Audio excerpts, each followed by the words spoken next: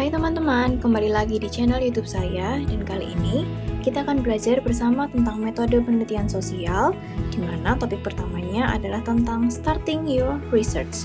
Wow, berhubung teman-teman sudah menjadi mahasiswa hubungan internasional, maka kita akan pelan-pelan belajar tentang bagaimana caranya membuat riset dan nantinya bagaimana caranya untuk membuat sebuah karya tulis ilmiah. Siapa yang excited? Nah, pasti masih banyak dari teman-teman yang bingung dari mana ya kira-kira memulai riset ini.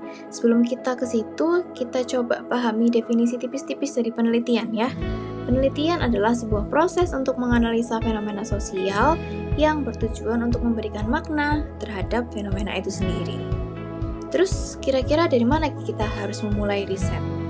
Kalau kita lihat di bagian sebelah kanan, memulai riset itu harus dengan cara menentukan topik risetnya dulu, kemudian kita menentukan research questions atau pertanyaan penelitian, kemudian setelah itu barulah kita bisa mendesain atau membuat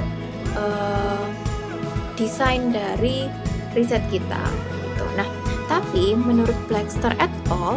Yang teman-teman bisa lihat gambarnya di sebelah kanan, di sebelah kiri ini, memulai riset itu sebetulnya bisa dari mana aja. Teman-teman bisa lihat arah panahnya itu bisa masuk dari mana aja. Dari mana kira-kira kita mulai riset? Mau dari mengumpulkan data dulu, atau menganalisis data, atau menuliskannya, bisa dari mana aja. Kita bisa mulai kumpulkan data, kemudian data itu kita analisa, atau kita bisa jump ke proses membaca dulu. Kita baca dulu tinjauan pustakanya, kemudian kita bisa menemukan, oh yang ini kayaknya belum pernah diteliti nih, baru kemudian kita memulai proses mengumpulkan data dan seterusnya mengikuti arah panah yang digambarkan dari Blackster ini. So basically sebetulnya memulai riset itu bisa dari mana aja. Ide itu bisa datang kapan aja, di mana aja dan apa aja, maka kita bisa memulainya dari mana saja. Nah, teman-teman sebagai mahasiswa hubungan internasional harus bisa memastikan bahwa risetnya ini masih masuk ke dalam skup rumpun ilmu hubungan internasional. Nah, untuk bisa memastikan itu, maka kita perlu pahami juga apa saja batasan dari hubungan internasional.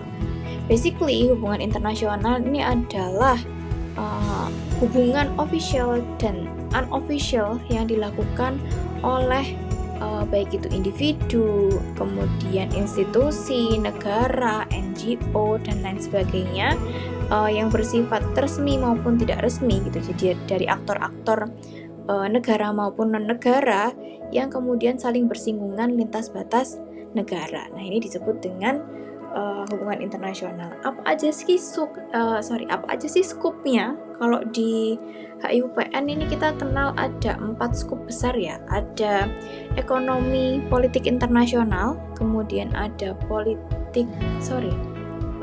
politik dan keamanan internasional, kemudian ada bisnis internasional, dan yang terakhir adalah globalisasi, di mana kita bisa mengkaitkan hubungan antara lokal dengan global. Dari situ teman-teman bisa mengekstrak nih research idea dari masing-masing topiknya. Kira-kira teman-teman lebih suka yang mana, atau teman-teman lebih paham yang mana? Coba diekstrak ide-ide risetnya dari topik-topik yang mungkin teman-teman sukai di sini. Nah, kalau teman-teman kemudian sudah menentukan skupnya, maka sekarang teman-teman sudah siap untuk menentukan tema penelitiannya. Sebelum teman-teman menentukan temanya, maka teman-teman butuh untuk banyak banget membaca terkait dengan tema-tema yang akan teman-teman angkat. Kira-kira topik apa ya yang lagi hangat? Teman-teman juga bisa mengobservasi apa aja yang ada di sekitar teman-teman yang kira-kira related atau berkaitan dengan topik tersebut. Kemudian setelah itu teman-teman bisa berangkat dari dua pertanyaan awal ini. Yang pertama adalah which topic interest me most and which topic do I have the most information on or experience in. Mungkin yang pertama tadi sudah terjawab ya ketika teman-teman menentukan skupnya. Tapi yang kedua, kemudian pertanyaan lanjutannya adalah apakah teman-teman punya datanya apa enggak? Atau kira-kira teman-teman bisa mengakses datanya atau tidak. Nah, ini penting banget untuk kelanjutan risetnya teman-teman, karena kalau ternyata datanya itu sulit untuk diakses, maka penelitiannya pasti akan terhambat ke depannya gitu. Dari situ kemudian teman-teman bisa mulai untuk menentukan research questions. Research question ini ditentukan berdasarkan topik itu tadi. Kemudian coba bentuk sebuah kalimat yang lengkap gitu untuk menentukan judulnya, menentukan tema penelitiannya. Kemudian buatlah kalimat tanya dari kalimat lengkap tersebut yang nanti akan menunjukkan research questions atau rumus. Research questions ini cukup penting dan vital ya dalam penelitian ya, karena teman-teman nanti selama penelitian itu akan berusaha untuk menjawab research questions ini.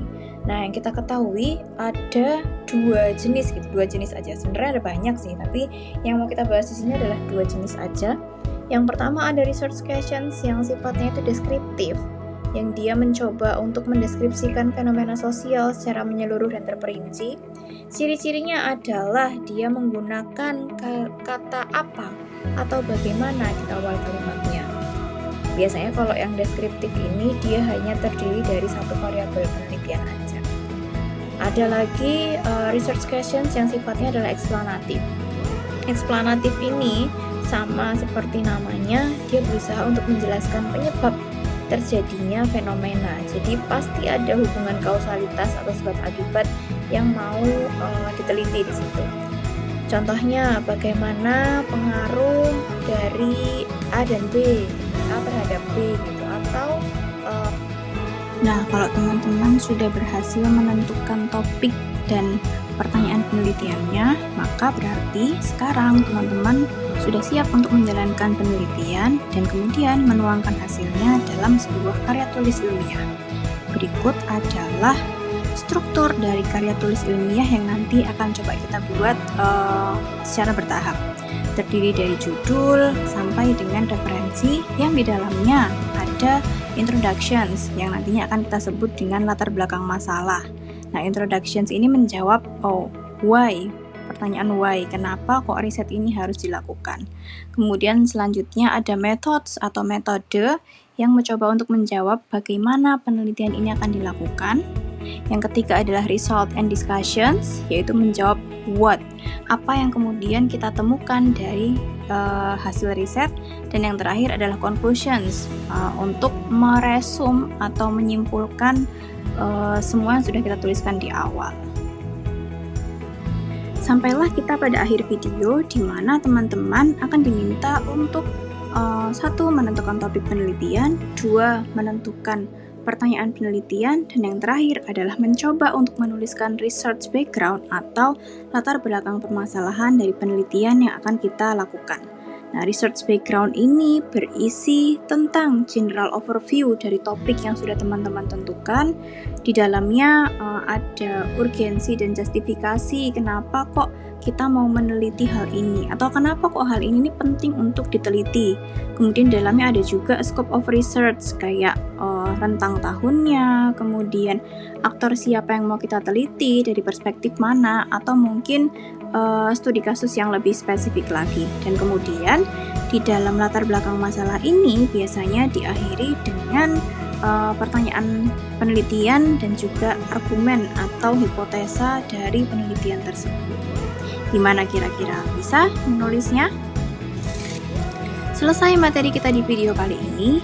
Kalau misalkan teman-teman sudah mulai mencoba untuk brainstorming ide penelitian, kemudian menentukan rumusan masalah, atau bahkan mulai menuliskan outline latar belakang masalahnya, boleh banget komen di bawah ini supaya kita bisa saling sharing. Semoga apa yang saya sampaikan bermanfaat untuk teman-teman. Sampai jumpa di video lainnya. Bye!